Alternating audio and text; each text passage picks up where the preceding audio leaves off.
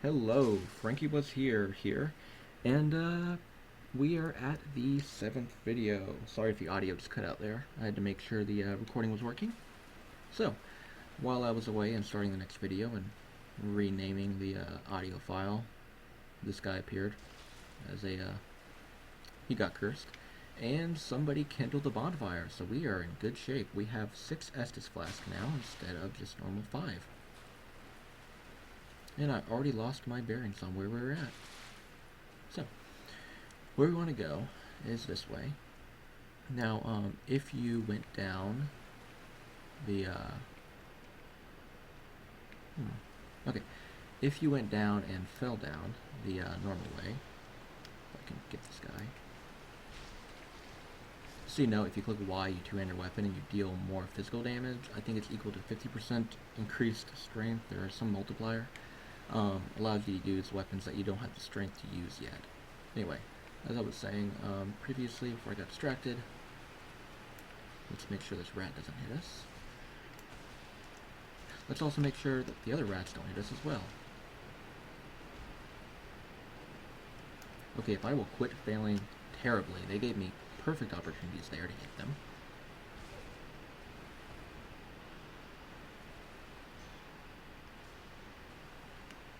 Strength, because we actually have a perfect opportunity to.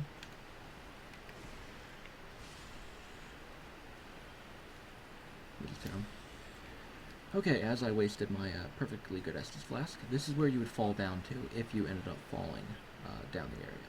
Now, if you're human, I believe it only happens on your first time you come here, and you go across this location as a human.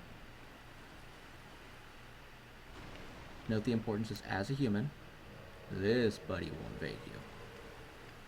Now, he's an NPC invader, and although he is very, very easy to kill, once we just actually get hit by him, he affects you with bleed. He has very high poise because he wears heavy armor. If he backsteps, he's going to R1 attack you, so if he goes to go backstep away from you, don't feel that as like, oh, I can get a free hit in. No, don't do that. I don't believe I've ever seen somebody die to this guy. But, yeah, you kill him, and he has a chance to actually give you some of his, I think it's weapon here. What do we get? We got his weapon, I think. Yeah, we got his weapon. His weapon is pretty garbage, to be honest. It affects bleed onto you, but there's so many other weapons that can do that much better. Looking at the bandit knife, etc. So many different items. Anyway, we're at 12,000 souls just from killing him, killing other random NPCs. If you notice, hey, there's a sign. If we were so inclined to, we could summon this guy who has the, I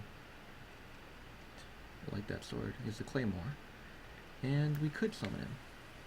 Now, the thing about summoning people, bosses gain increased health if you summon somebody to help in a boss fight. I think it's 50% increased health. I'm not sure if they do more damage, but that makes it so that if you summon someone who's not that helpful, it actually becomes harder for you to kill the boss. So, gold pine resin. Buy at least 2 of these. Bottomless box, it's on sale. Do not buy crystal weapons. These weapons may look powerful, but their durability is garbage. That's the thing, you spend a lot of stuff upgrading them, but they can never be repaired. So, if it breaks, and you are SOL. So, pretty much, don't use them.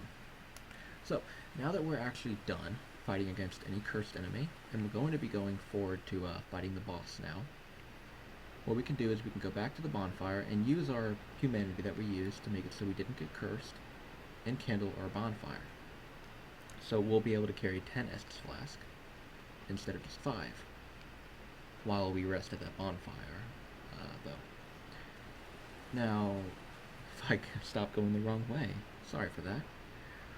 Anyway, once you get higher in the game, or even at the very start of the game, you can kill a boss who will make it so you can kindle a bonfire up to 20 Estus,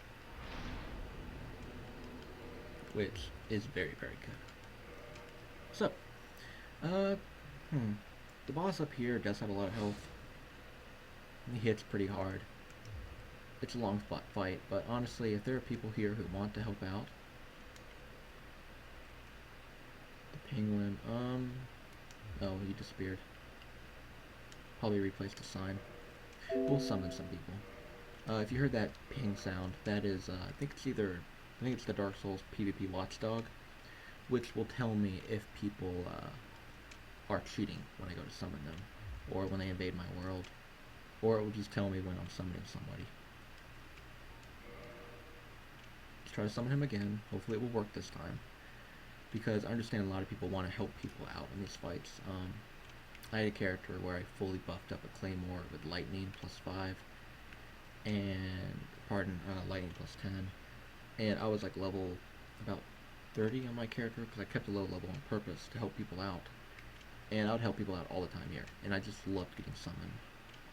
Okay, so his sign's not appearing, so we're not going to waste any time on that. We're mainly just going to help him by summoning him so that way he could get more souls, but if we have to wait around and somebody else already summoned him, like it looks like they did, there's no use in waiting around. We'll leave him for somebody who actually needs help killing the boss.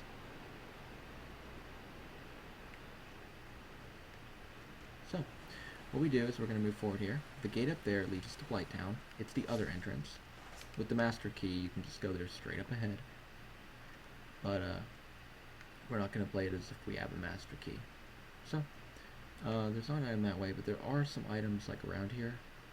I think if we go straight over here, I think there's an item on the other ledge of that pillar, and there's an item on the other ledge of this pillar. Right there. Crossbow heavy? Yeah. Good. So, there are no people here. There are no like NPC. There's only an NPC. We can summon Solaire for this fight. Would not recommend. Solaire has a habit of dying almost instantly against this boss because he hits really hard, and I believe Solaire's not like scaled up right. And Solaire has a habit of getting hit. So, this is the Gaping Dragon.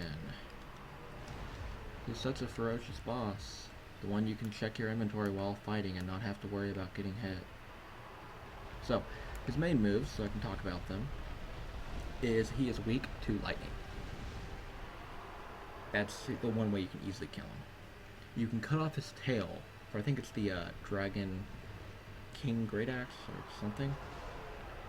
He has a habit of being very, very slow with very slow movements, but they hit like a truck if you get hit.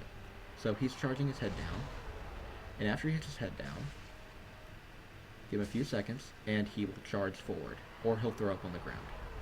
So now he's charging forward. We'll go ahead and upgrade our weapon, because he does have a large health pool. Only problem is slashing weapons. It's a little bit harder to hit him. So he's going to lift his head up, and now he's probably going to do a jump. Yep, there goes his jump. And all you do is you back away when he goes to go jump. If you move closer, he'll stomp or he'll try to grab you. Don't get hit, because again, if you don't have much health, you'll die. There's a tail swipe, which I did not block because I was not blocking in the right direction. So he's going to hit his head on the ground again. And we're going to swipe it twice, and then move out of the way. Even if you get hit by his little tiny legs, you will take a massive amount of damage. So be careful. If I could not mess up here. There we go. We'll power attack him. It's just kind of like slow and steady wins the race type thing, you know. You hit him once, you get out of there. You play it safe. Does the crappiest thing. Oh wow, I did not know his tail has that much range. Okay, so you play it safe, and you just try to bait out his right attack. So he's going to go ahead and run forward. I want to get him to do his throw up attack before I completely go ham on him and start to kill him. There we go. Dragon King Great Axe. I remember the name. Pretty sure my friend Zach used to use that weapon all the stinking time. He loved its power attack. It's either that or was it... Anyway, he's charging forward again. And again, the only time we got hit were 2 moments where we just got too cocky and thought, well, you know what, he's not going to be able to hit me. When he's on the ground, he'll throw up. I'm not sure if he has a tail attack when he's standing up. Or when he's, laying down. But Yeah, there's his tail swipe when he's standing up, though.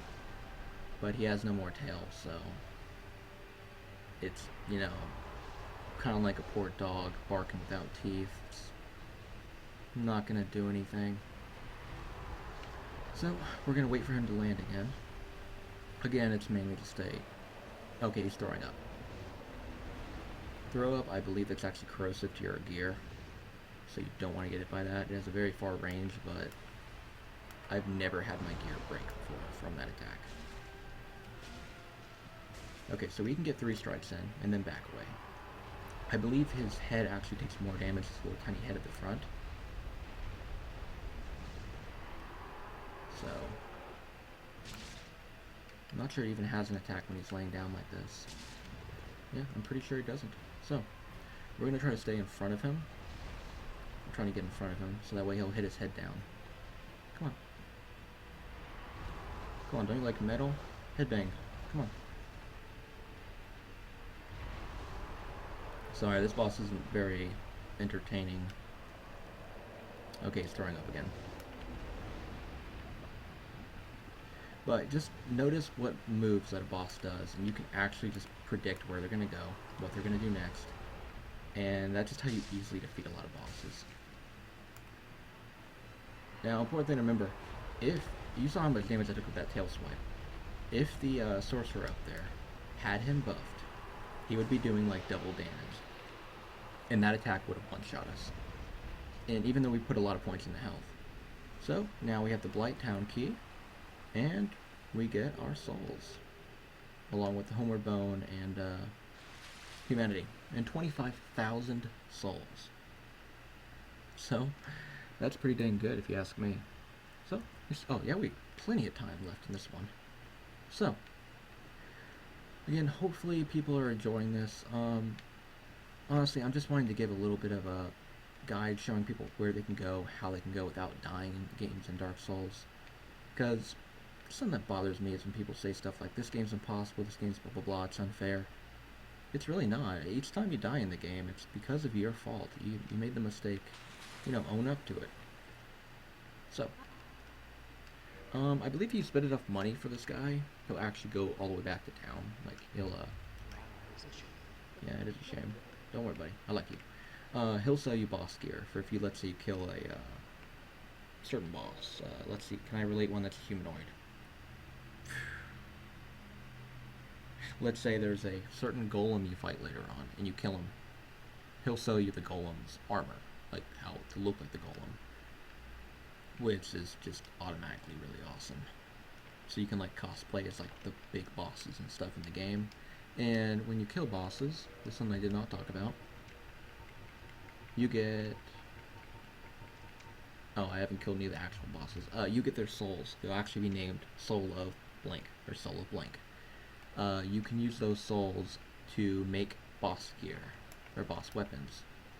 So it's usually important not to waste your souls and just using them.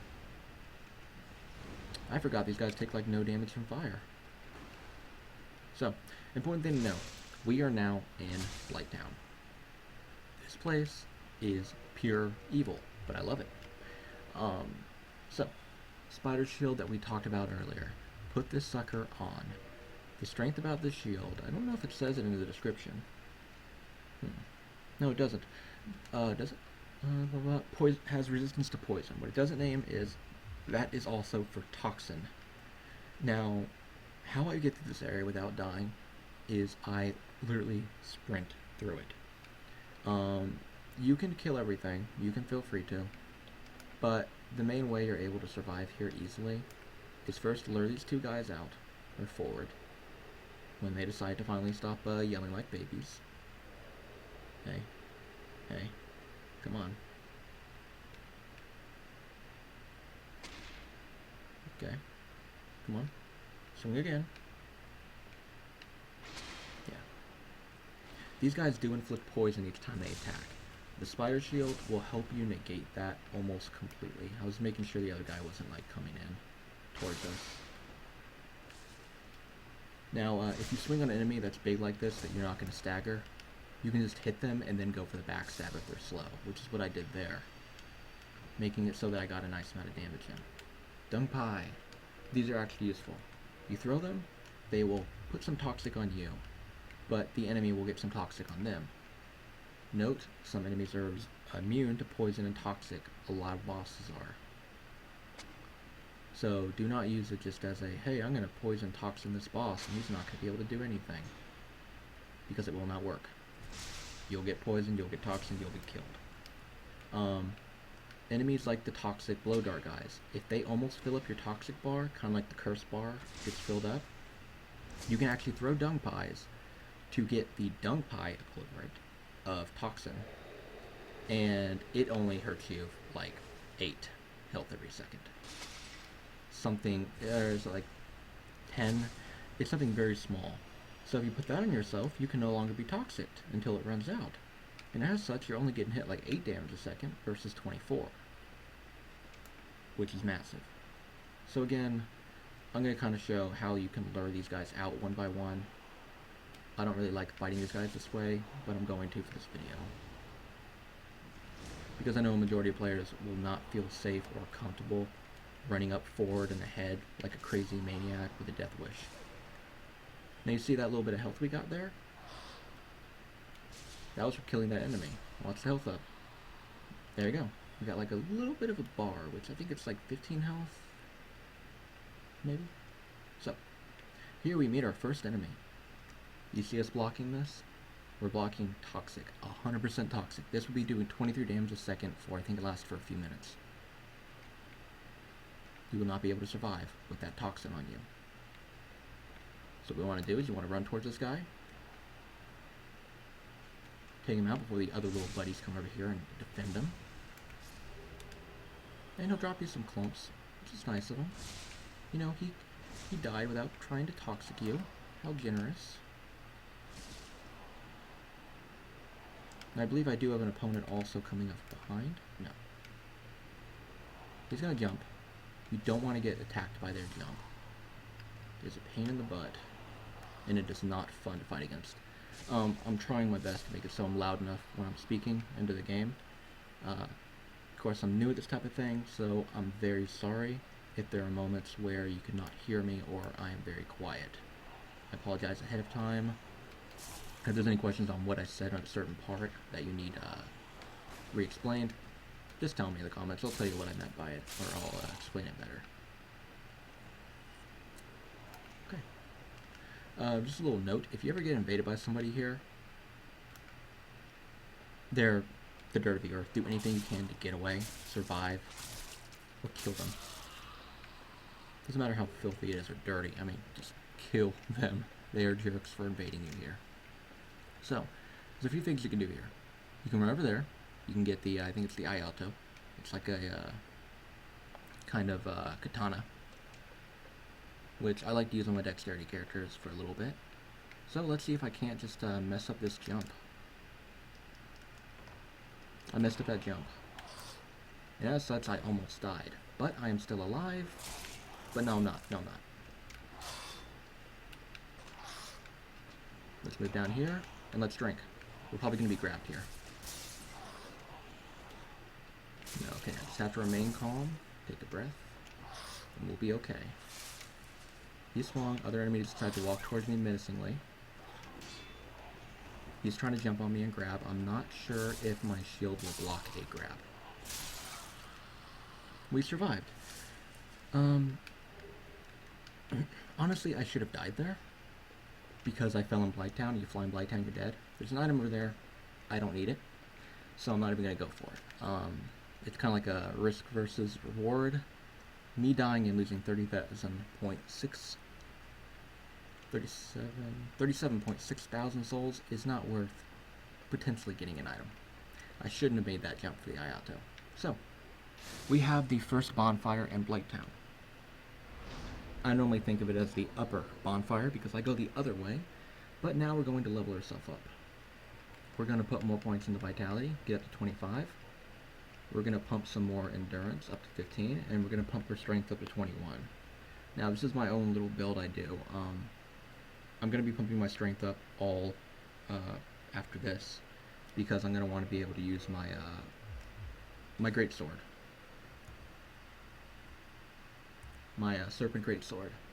But we're 20 minutes in, so I'm going to go ahead and exit this video for now, so I don't, again, I'll learn more about videos. Maybe I'll make longer ones, or keep them shorter, depending on how these videos turn out. I don't want to have like a 40-minute video or an hour-long video, and it corrupting and I lose everything, and then everyone finds out, hey, wait, he killed 2 bosses, what happened? No. So, I'm going to go ahead and end this video here, and I'll continue the next one. In the next one, I'm going to show you, we're not going to explore all around Blighttown, I'm just going to show you how you can easily get down into the lower levels of Blighttown, which is the areas where you can start to farm, and you can start to kill the boss. So, until next time, thank you very much for watching. I have to get a script for what I say when I'm ending a video, because God, I do not know what to say. Anyway, thanks for watching, I hope you enjoyed, and I hope you come and see the next one. Bye.